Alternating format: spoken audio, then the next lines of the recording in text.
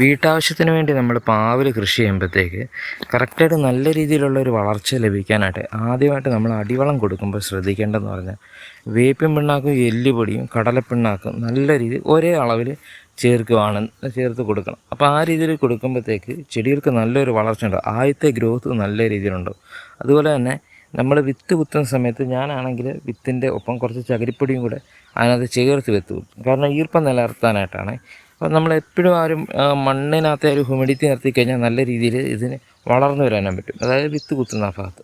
അതിനുശേഷം ഇത് വളർന്നു വരുമ്പോഴത്തേക്ക് പരമാവധി നമ്മൾ കീടനാശിനികൾ ഒഴിവാക്കണം. അതായത് വേപ്പെണ്ണ പോലത്തെയുള്ള വേപ്പെണ്ണ മിശ്രിതം അത് നമ്മൾ അടിച്ചു കൊടുക്കുകയാണെങ്കിൽ നല്ല രീതിയിൽ കീടങ്ങളിൽ നിന്ന് അകന്നിരിക്കും. ഇതിനകത്ത് ഞാൻ ഒരു കീടനാശിനി വെച്ചിട്ടില്ല. ഒരു പ്രാവശ്യം ഞാൻ NPK സ്പ്രേ ചെയ്തിട്ടുണ്ട്. അപ്പം ആ NPK പോലും ശരിക്കും പറഞ്ഞാൽ നമ്മൾ സ്പ്രേ ചെയ്യേണ്ട.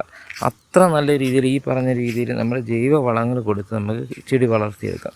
ഈ പാവലിൻ്റെ ഒരു പ്രത്യേകത എന്ന് പറയുന്നത് നല്ല രീതിയിൽ മൊസൈക്ക് എന്ന് പറഞ്ഞൊരു രോഗമുണ്ട്, ഇതുണ്ടാകും. അപ്പോൾ ഇതിൻ്റെ ഇല ചുരുണ്ട് പോകും, വേറെ കളറായിട്ട് വരും. അപ്പം അതൊന്നും ആക്രമിക്കാതിരിക്കാനായിട്ട് വേപ്പും പിണ്ണാക്ക് നമ്മൾ നല്ല രീതി അതിൻ്റെ നല്ല പൊടി രൂപത്തിലുള്ളത് മാത്രം നമ്മൾ അടിവലമായിട്ട് കൂടുതലായിട്ട് ചേർത്ത് കൊടുക്കുകയാണെങ്കിൽ യാതൊരു വിധമായിട്ടുള്ള കീടങ്ങളും ഒന്നും നമ്മുടെ ചെടികളുടെ വേരിനെ ആക്രമിക്കത്തില്ല. അതായത് നിമാവിരകളൊക്കെ ഉണ്ടല്ലോ, അതൊന്നും ആക്രമിക്കാതെ നല്ലൊരു വളർച്ച ഉണ്ടാകും. നല്ല രീതിയിൽ ഒരു 1.5 മാസമൊക്കെ ആകുമ്പോഴത്തേക്ക് നല്ല രീതിയിൽ പൂ പിടിക്കാനും തുടങ്ങും, കായൊക്കെ ആകാനും തുടങ്ങും.